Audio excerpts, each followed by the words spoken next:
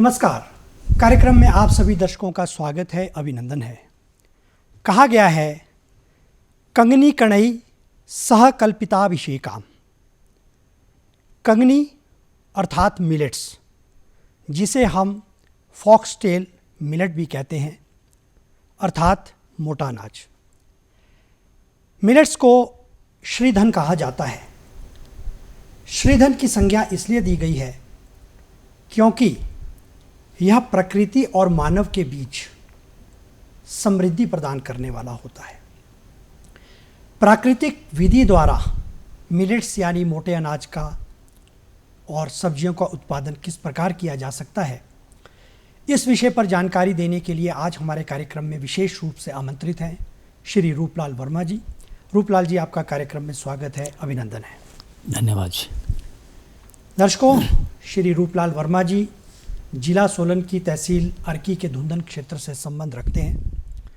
यह एक प्रगतिशील किसान तो है ही हैं, साथ में प्राकृतिक खेती पर प्रशिक्षण देने के लिए और जानकारी देने के लिए इन्हें मास्टर ट्रेनर भी बनाया गया है और ये विभिन्न विद्यालयों में जा कर के और अपने जो आसपास का क्षेत्र है वहाँ जा कर के लोगों को प्राकृतिक खेती से संबंधित जानकारी भी उपलब्ध करवाते हैं। वर्मा जी, इससे पहले कि हम मिलेट्स की बात करें, सब्जियों की बात करें, सर्वप्रथम मैं आपसे जानना चाहूँगा, जब हम प्राकृतिक खेती की बात करते हैं तो प्राकृतिक खेती से हमारा क्या अभिप्राय है? प्राकृतिक खेती जो वातावरण के अनुकूल हो उसे हम प्राकृतिक खेती कहते हैं जी। प्राकृतिक खेती ही एक हमारे पास ऐसा विकल्प बचा है जिसके माध्यम से हम पर्यावरण और स्वास्थ्य को दोनों को सुरक्षित रख सकते हैं। जी वर्मा जी, आपने बिल्कुल सही कहा। इसीलिए कहते हैं कि अशक्यम प्रकृते ऋते जीवनम। प्रकृति के प्रति हमारा सकारात्मक दृष्टिकोण होना बहुत ही आवश्यक है, क्योंकि प्रकृति की अनुकूलता हर प्राणी के लिए, चाहे वो मनुष्य है, चाहे जीव जंतु है, चाहे वो कृषि है, चाहे वनस्पति है, सबके लिए बहुत ही आवश्यक होता है। दर्शकों, तभी कहा गया है कि न च वृक्षाणि छिदन्ति न च पशून हनन्ति एतत् ही सर्वस्वम लभ्यते। न वृक्षों का हनन होना चाहिए, क्योंकि देखिए प्राकृतिक खेती की जब हम बात करते हैं तो उसमें प्राकृतिक संपदा और पशुधन दोनों की आवश्यकता होती है। तो ना पशुओं की हत्या होनी चाहिए, न प्रकृति के साथ छेड़छाड़, क्योंकि दोनों के सामंजस्य से प्राकृतिक खेती जो है सुलभ हो सकती है। वर्मा जी, प्राकृतिक खेती में कौन कौन से घटक होते हैं, किसके द्वारा प्राकृतिक, क्योंकि मिलेट्स पर हम आएंगे, उससे पहले हम चाहेंगे कि थोड़ा सा हम प्राकृतिक खेती के परिप्रेक्ष्य में क्योंकि चाहे वो भारत सरकार है, चाहे हमारी राज्य सरकारें हैं, दोनों सरकारें आज प्राकृतिक खेती की तरफ न केवल किसानों को जागरूक कर रही है, अपितु व्यक्ति विशेष भी आज अपने स्वास्थ्य के प्रति बहुत जागरूक हो चुका है। क्या कहना चाहेंगे? प्राकृतिक खेती में जो हम घटक उपयोग करते हैं उनमें 0% हम केमिकल का उपयोग करते हैं और प्राकृतिक खेती हमारी 4 स्तंभ पर आधारित है जी, जिसे हम बीजामृत, जीवामृत और आच्छादन जी, आच्छादन और वापसा, बिल्कुल 4 ये जो मुख्य स्तंभ है, इनके ऊपर ही हम प्राकृतिक खेती को पूर्ण रूप से लागू कर सकते हैं। मैं चाहूँगा इन घटकों के बारे में हम थोड़ा, जैसे बीजामृत की बात करी जी, तो उसको हम किस प्रकार से उसको बना सकते हैं? जी, बीजामृत बनाने के लिए बहुत ही सरल तरीका है और बीजामृत एक घोल का नाम है जिससे हम बीज को उपचारित करते हैं, उसको संस्कारित करते हैं। उसको मैं अगर आपको ये कहना चाहूँ, 5 चीज़ें हम उसमें डालते हैं। जैसे हम 20 किलो बीज की अगर बात करें, 20 किलो बीज को हमारे को ट्रीट करना होगा, उपचारित करना होगा, तो हम उसके लिए 4 लीटर पानी लेते हैं, 1 लीटर पहाड़ी गाय का गौमूत्र लेते हैं, 1 किलो गोबर का घोल लेते हैं, 50 ग्राम चूना लेते हैं और 1 मुट्ठी मिट्टी लेते हैं जी। इसका जो हम घोल बनाते हैं उसको हम किसी बर्तन में रख के उसको बाएं से दाएं घोलते हैं और 24 घंटे के बाद ये जो हमारा बीजामृत का घोल है, ये बन के तैयार हो जाता है। और तैयार होने के बाद जो घोल हम बनाते हैं उसमें हम बीज को डिप करते हैं, डुबो के, और छाया में सुखाते हैं, और सुखाने के बाद इस बीज को हम अपने खेतों में लगाते हैं। जी, बीज अमृत के बाद जो दूसरा घटक है मैं चाहूँगा उसके बारे में भी आप बताएं। जीवामृत। जीवामृत एक जीवाणुओं का समूह है और ये हमारी भूमि की उपजाऊ शक्ति बनाने के लिए बहुत अति आवश्यक है, क्योंकि हमारी मिट्टी में जो हम पहले तरह तरह की केमिकल वाली खाद यूज़ करते थे उनसे हमारे जीवाणुओं का खात्मा हो चुका है। जी। तो उन जीवाणुओं को जीवित रखने के लिए हमने एक ये जीवामृत घोल बनाया है। उसमें हम 6 चीज़ों का उपयोग करते हैं। जैसे मैं 100 लीटर का आपको उदाहरण दूं कि हम कैसे बनाते हैं। तो सबसे पहले हम एक ड्रम में 100 लीटर पानी ले लेते हैं, उसमें 5 लीटर हम पहाड़ी गाय का या देसी गाय का गौमूत्र लेते हैं और 5 किलो गोबर का घोल इसमें डालते हैं, 1 किलो हम बेसन का घोल इसमें डालते हैं, 1 किलो गुड़ का, और इसमें 250 से 300 ग्राम मिट्टी हम इसमें डालते हैं। और जब सारे घटक हम इस पानी के अंदर डाल देते हैं तो इस घोल को हम बाएं से दाएं किसी डंडे की सहायता से इसको घोलते हैं। और सर्दियों में इस घोल को बनाने के लिए 7 दिन लगते हैं और गर्मियों में 4 दिन के अंदर ये हमारा जीवामृत का घोल बन के तैयार हो जाता है। जी, और जो वापसा की बात करी आपने, आच्छादन की बात करी, उसके बारे में भी आप जी, ये जो आच्छादन जिसको हम अंग्रेजी में मल्चिंग बोलते हैं, ये हमारी कृषि के लिए बहुत ही उपयोगी है। आच्छादन जिस भी फसल में हम करते हैं उसके हमारे को बहुत ही फ़ायदे हैं। आच्छादन की सबसे सिंपल विधि है, जो हमारे पशुओं से जो घास बचता है, सूखा घास जो पशु खाने के बाद छोड़ देते हैं, उसको अगर हम थोड़ा उसका कुतरा करके, या हमारे पास जो मक्की के वेस्टेज जो टेंडे हम अपनी भाषा में बोलते हैं, उसका कुतरा करके, जैसे हम लहसुन लगाते हैं या आलू लगा रहे हैं, उसके ऊपर हम एक 1.5 से 2 इंच मोटी परत चढ़ा देते हैं और ये इसको हम आच्छादन कहते हैं और मल्चिंग कहते हैं। जी। और जो नमी हमारा जो खेत बिल्कुल बिना मल्चिंग का है, वो वहाँ से नमी उड़ जाती है सूर्य की किरणों के द्वारा, लेकिन जहाँ हमने इस आच्छादन को किया होगा तो वहाँ पर वो नमी ज़्यादा दिन तक बरकरार रखता है, ये जो हमारा आच्छादन है। और जब वापसा की हम बात करते हैं जी, वापसा जो हमारे मिट्टी के 2 कणों के बीच में जो हमारा नमी और ऑक्सीजन का जो आपस में तालमेल है, उसको हम वापसा कहते हैं। जैसा कि आपने 4 विभिन्न घटकों को यहाँ पर परिभाषित करके बताया, जी, अंततोगत्वा आपकी जानकारी से भाव निकलता है कि हमें अपने उत्पादन को स्वस्थ करना है, हमें अपनी मृदा को स्वस्थ रखना है। तो जब हम इन चारों विधियों के माध्यम से कृषि को करेंगे तो वो प्राकृतिक कृषि की परिभाषा के अंतर्गत आता है। दर्शकों, तभी कहा जाता है कि to common man soil can be a dirt but for the farmer it is the potential.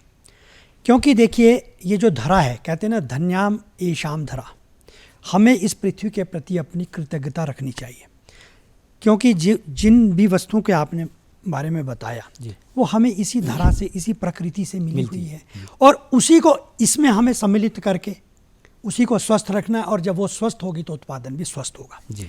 Verma जी, अब हम थोड़ा सा आज के विषय की ओर बढ़ते हैं। मिलेट्स की हमने बात करी, आज बहुत प्रचलन हो रहा है, केंद्र सरकार भी बहुत इसके लिए योजना ला करके, ना केवल केंद्र सरकार अपितु अंतर्राष्ट्रीय पटल पर भी आज मिलेट्स की बहुत ज़्यादा मांग बढ़ गई है। जी। आप प्राकृतिक खेती से किस प्रकार जो है मिलेट्स का उत्पादन कर रहे हैं?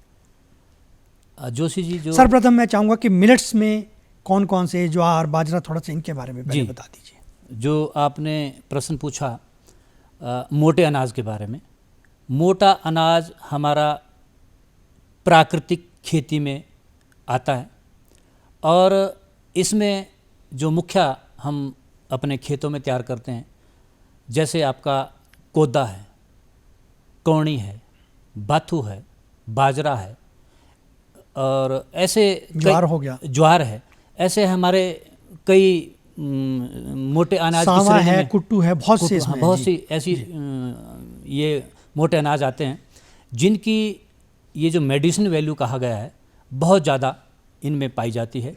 और प्राचीन समय की अगर हम बात करें, हमारे बुजुर्ग लोग जो लंबी आयु जीते थे, 100 साल तक जीते थे, वो इन चीज़ों का प्रायः सेवन करते थे, मोटे अनाजों का। जी, आपने बिल्कुल सही कहा, क्योंकि इसमें विभिन्न प्रकार के, यदि हम स्वास्थ्य के दृष्टिकोण से देखें, फाइबर्स इसके अंदर है, मिनरल्स इसके अंदर है, विटामिन इसके अंदर है, प्रोटीन इसके अंदर है, और विभिन्न बीमारियों को कहते हैं, कोई हृदय, डायबिटीज़, डाइजेशन, आपका जो है क्या बोलते हैं हड्डियों के रोग है, इसको जो है स्वस्थ करने के लिए। और बिल्कुल सही कहा आपने, हमारे जो बुजुर्ग थे, क्योंकि देखिए ये एलोपैथी तो आज के समय में आई, कुछ वर्षों कुछ दशकों की ये जो है हम कह सकते हैं कि इसका जो है प्रचलन चला। अभी तो जो हमारे बुजुर्ग थे वो तो इन्हीं के ऊपर आधारित थे। जी, मैं आपसे वर्मा जी अब जानना चाहूँगा, क्योंकि जब हम प्राकृतिक खेती के द्वारा इनके उत्पादन की बात कर रहे हैं, क्योंकि देखिए यह स्वयं अपने आप में एक ऐसा अन्न है कि जो स्वस्थ होता है, लेकिन जब इसको प्राकृतिक खेती से उत्पादित करेंगे तो उसकी जो गुणवत्ता है और ज़्यादा बढ़ जाएगी। क्या कहना चाहेंगे? इस मोटे अनाज को बाहर से कोई भी चीज़ डालने की ज़रूरत नहीं पड़ती है। जी, इसको अगर हम बाहर से केमिकल का कोई खाद डालते हैं तो वो स्वतः ही नष्ट हो जाता है। जी। अगर जैसे हम यूरिया की बात करें, यूरिया इसमें डालेंगे तो ये स्वतः ही ये नष्ट हो जाता है। इसको खाली गोबर की खाद और हमारे जो उजाड़ ज़मीन जिसको हम बोलते हैं, जो कोदा है हमारा, कौड़ी है, वो ऐसी जगह में भी तैयार हो जाता है जहाँ पर आपकी ज़मीन बहुत ज़्यादा उपजाऊ नहीं है, वहाँ पर भी ये मोटे अनाज हम इनको तैयार कर सकते हैं। जी, जैसा कि आप अपने क्षेत्र में इसका उत्पादन कर रहे हैं, तो अभी आपने कितने क्षेत्र में इसके उत्पादन को प्रारंभ किया है, और जब आप इसको प्राकृतिक विधि के माध्यम से इसकी पैदावार कर रहे हैं तो किन किन बातों का ध्यान, क्योंकि देखिए जो भी हमारा दर्शक, किसान, बागवान इस कार्यक्रम को देख रहा है तो हम चाहेंगे कि आपके माध्यम से उनको जानकारी मिले कि जब इसकी पैदावार, क्योंकि देखिए किसी भी पैदावार के लिए सबसे पहले तो कहते मोटे अनाज के लिए जो कहा गया है, वैसे तो सभी उत्पादनों के लिए भूमि और जलवायु का होना बहुत ही आवश्यक है, लेकिन किस तरह का इसमें भूमि की आवश्यकता होती है, बीज का प्रबंधन किस प्रकार से होना चाहिए, बीज की उपलब्धता कैसे होनी चाहिए, प्रशिक्षण कैसा होना चाहिए, थोड़ा इसके बारे में आप बताएं। इसके बीज के बारे में जैसे आपने प्रश्न पूछा, तो इसका जो बीज है किसान आपस में इसको एक दूसरे के साथ शेयर करके हम ले लेते हैं, और कृषि विभाग के जो हमारे विक्रय केंद्र है वहाँ पर भी, जैसे कोदा, कौनी, ये इत्यादि जो बीज है उनका बीज कृषि केंद्रों में भी, विक्रय केंद्रों में भी मिलता है। और इसके लिए बहुत उपजाऊ ज़मीन की आवश्यकता नहीं होती है जी, क्योंकि ये आपके जितने भी हम जैसे उजाड़ ज़मीन कहते हैं वहाँ पर भी इसको आसानी से तैयार किया जा सकता है। वर्मा जी, एक जो मिलेट्स के लिए कहा जाता है कि ये विपरीत जो अगर जलवायु हो उसके अंतर्गत भी, मतलब एक ऐसी फसल, तभी इसको श्री अन्न कहा गया है। जी, क्योंकि हर वातावरण में ये समृद्धि को प्रदान करने वाली। जी बताएं। ये देखिए, ये जो हमारा मोटा अनाज है उसको ना तो बहुत ज़्यादा बारिश की ज़रूरत होती है, और जैसा भी मौसम होगा उसके अनुकूल ही ये अपने आप तैयार हो जाता है, और इसके लिए कोई बहुत ज़्यादा मेहनत करने की भी ज़रूरत नहीं होती, ना इसको कोई हमारे को स्प्रे करना होता, ना कोई खाद डालना होता। सिर्फ गोबर की खाद डाल दी या जीवामृत का अगर आपने इसके लिए स्प्रे कर दिया तो इसके लिए बहुत सफिशेंट है ये। देखिए, जैसा कि आपने प्राकृतिक खेती के बारे में बताया कि प्राकृतिक खेती वातावरण के अनुकूलित खेती कही जाती है जी, और इसे कम लागत वाली खेती भी कहा जाता है, क्योंकि देखिए इसमें जब इनपुट्स कम डलेंगे तो जो लागत है वो कम, खर्चे इसमें कम ही आते हैं।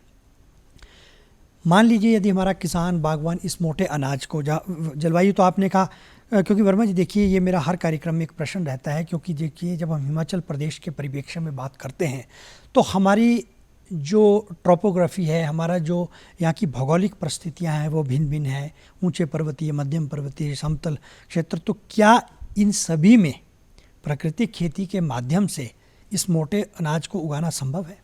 बिल्कुल, ये आप हर क्षेत्र में इन मोटे अनाजों को उगा सकते हैं, और इनकी जो उगाने के बाद जो हम कोई कोदे की अगर मैं बात करूँगा तो कोदा डायबिटीज़ पेशेंट के लिए भी दिया जाता है इसका, और कोदे को हम इसके कई व्यंजन बना सकते हैं, जैसे कोदरा जो हम करते हैं इसको उपयोग करते हैं, इसको हम चाय भी बनाते हैं, इसकी गुड़ की चाय बनाते हैं, इसका हलवा बना सकते हैं, हम कोदरे की खीर बना सकते हैं। अपने टेस्ट के अनुसार हम इसको बना सकते हैं और इसको ले सकते हैं। जी, आज मिलेट्स के विभिन्न प्रोडक्ट्स बन रहे हैं, चाहे वो स्नैक्स को लेकर के, चाहे वो बिस्किट्स को लेकर के, चाहे वो और विभिन्न प्रकार के जो प्रोसेस्ड फ्रूट्स है उसके लिए भी। तो मैं आपसे ये जानना चाहूँगा कि जब इस तरह की हमारी जो पैदावार हमारा किसान बागवान करता है, तो क्योंकि देखिए किसी पैदावार के बाद उसकी बिक्री के लिए एक विपणन की जो उचित व्यवस्था है उसका होना बहुत ही लाजमी होता है मार्केट। उस दृष्टिकोण से क्या कहेंगे आप? क्योंकि देखिए प्राकृतिक विधि में 3-4 बातें जो सरकार द्वारा भी, इसका एक तो सर्टिफिकेशन भी बहुत ज़रूरी है। क्योंकि देखिए सर्टिफिकेशन उस पर भी मैं चाहूँगा थोड़ा बताएं, और मार्केट के बारे में भी आप बताएं। मार्केट की अगर हम इसकी बात करें मोटे अनाज की, तो एक हमारा SPNF इसका ग्रुप बना है पूरे सोलन जिला का। उसमें हमारे साथ कंपनी और जो व्यापारी है जो नेचुरल प्रोडक्ट खरीदते हैं उनका टाइप होता है, और हर रोज़ वो उस व्हाट्सएप ग्रुप के माध्यम से अपनी रिक्वायरमेंट भेजते हैं कि हमारे लिए इतना ये चीज़ सब्जी या फल ये चाहिए। तो उनके लिए ये बार बार हमारे से संपर्क करते हैं और बेचने के लिए भी हमें कोई इसकी दिक्कत नहीं आती है। और मोटे अनाज के लिए कहा भी जाता है कि जब इसको, जैसे कि आपने कहा कि हम बीज का आदान प्रदान एक दूसरे किसान से, तो आज के समय में हम देख रहे हैं जो फार्मर्स प्रोड्यूस ऑर्गेनाइजेशंस बनी है, जो प्रोग्रेसिव फार्मर्स एपी बन गई है, तो उसके माध्यम से व्यापार में भी आसानी होती है। और जो है इस तरह का जो आदान प्रदान है, अब मान लीजिए आपने ज्वार उगा रखा है, किसी ने बाजरा उगाया, किसी ने कोदा उगाया, तो एक जॉइंट वेंचर बन जाता है, जिससे जो है फसल भी अच्छी हो जाती है क्षेत्र में, और आगे उसकी मार्केटिंग के लिए भी एक उचित पटल आपको मिल जाता है। जब हम बात करें, क्योंकि देखिए किसी भी उत्पादन के लिए कहीं ना कहीं प्रारंभिक स्तर पर इकोनॉमी, जो आर्थिकी जिसे कहते हैं, वो होना बहुत ज़रूरी है। सरकार की कौन कौन सी योजना है? सरकार की इस प्राकृतिक खेती के लिए बहुत सी योजनाएं सरकार ने, केंद्र सरकार, राज्य सरकार और कृषि विभाग मिलकर किसानों को ये चीज़ें प्रोवाइड करा रहा है। तो इसकी अगर हम बात करें प्राकृतिक खेती में, किसान सबसे पहले जब हम किसान के पास ट्रेनिंग देने, जैसे मैं गांव में जाता हूं या स्कूलों में हम जाते हैं, कृषि विभाग में एक आत्मा प्रोजेक्ट है, उसमें टेक्निकल जो हमारे BTM ATM होते हैं उनसे हमारा टाइप होता है। तो वो ऐसे किसानों को ढूंढता है जो अपने खेतों में 0% केमिकल का उपयोग करता हो, 0% खाद का उपयोग करता हो। जी, उन लोगों के लिए विभाग और सरकार देसी गाय खरीदने के लिए भी पैसे का प्रावधान करती है, क्योंकि प्राकृतिक खेती में पशुधन की आवश्यकता तो है, पशुधन की आवश्यकता है। और सबसे पहले इसमें प्रायोरिटी पर हमारा पहाड़ी गाय को रखा गया है। पहाड़ी गाय के जो गोबर, गौमूत्र और दूध की गुणवत्ता है, उसके मुकाबले में किसी भी गाय में ये चीज़ नहीं पाई जाती है। और उसमें ये देसी गाय खरीदने के लिए 25,000 रुपया किसान के लिए विभाग के द्वारा दिया जाता है। और जहाँ से हम उसको गाय को खरीद कर लाते हैं, 5,000 रुपया ट्रांसपोर्टेशन के लिए भी किसान को दिया जाता है। अब जिस कमरे में हम उस गौ माता को बांधते हैं, उस कमरे को पक्का करने के लिए भी 8,000 रुपया और अतिरिक्त उस किसान को दिया जाता है। मतलब आपके कहने का मतलब है कि काफ़ी इसके अंतर्गत योजनाएं हैं जी, और इसका लाभ लेकर के जो है कोई भी इसको प्राप्त कर सकता है। अब हम जो हमारे कार्यक्रम का दूसरा घटक है सब्जी उत्पादन प्रकृति वेद जी, तो मैं आपसे जानना चाहूँगा कि किन किन सब्जियों का, किन फलों का, और हमने सुना आप मशरूम का भी उत्पादन कर रहे हैं जी, उस पर भी थोड़ा बताएं। जी, पहले तो मैं सब्जी के ऊपर, जैसे आपने पूछा, उसके ऊपर आपको इसका उत्तर दूं।